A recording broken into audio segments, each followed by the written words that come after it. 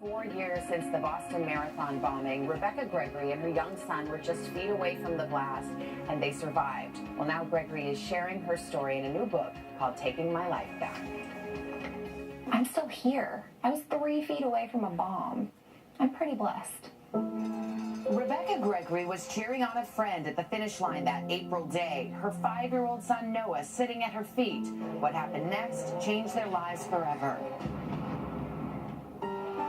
She was rushed to a Boston hospital fighting for her life. Amazingly, her young son suffered only minor injuries, his mom's legs shielding him from the worst of the blast. Rebecca spent a month recovering in the hospital. Through it all, her strength and determination inspired so many.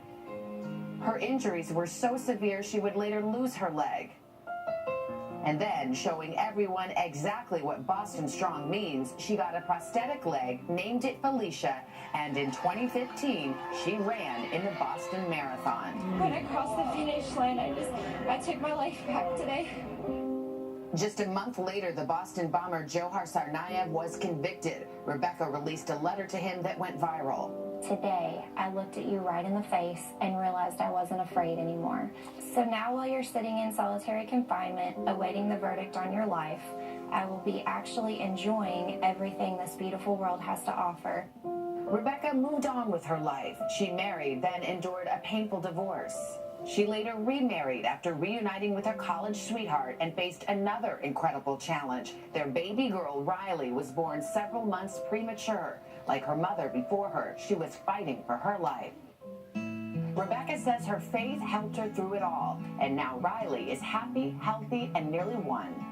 Rebecca's story of triumph over adversity, her strength through the greatest of challenges, has made her a lasting symbol of grace. And Rebecca Gregory is with us now. I told you, you already had me crying, Rebecca. You wrote this book. You turn 30 next week, and that was always your goal, wasn't it, to write a book? It was. At 10 years old, I promised myself that by 30, I would have a book published, and I cannot believe that it's out tomorrow, and I'm 30 next week. And I'm 30. And you have so many things to talk about. You have such a story to tell. How are you doing? I think that's the first question everybody wants to know the answer to. This is a great chapter in my life.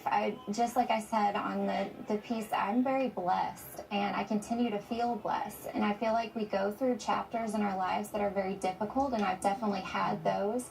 But, you know, I have an amazing husband who supports me in everything I do, and 2 beautiful children, and I'm here to tell my stories. One of the things I like about the book is you're very honest, and you're very forthcoming about what is still a struggle, what are the challenges, and you talk about still dealing with PTSD, still feeling that trauma of the bombing.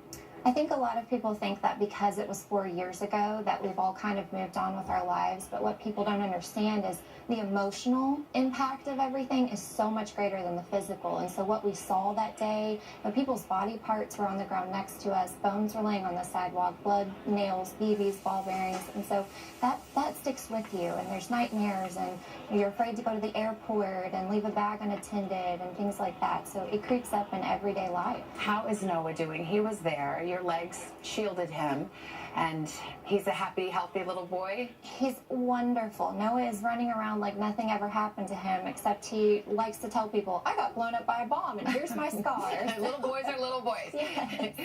Tell me about your little daughter, because that's another thing that's happened that's a miracle and so wonderful. I know doctors weren't sure if you would be able to carry a child, and yet you did carry Riley. She was very premature, but how is she doing? She's wonderful. Doctors told me in Boston that I would never be able to have another baby again, and that was something that really was sad for me and sad for Noah. But Riley did come into our lives, and we did spend quite a few days in the NICU, and it was very scary, but she's a happy, healthy 11-month-old now, and so we're getting ready to celebrate her first birthday. When I was reading your story, Rebecca, it really struck me.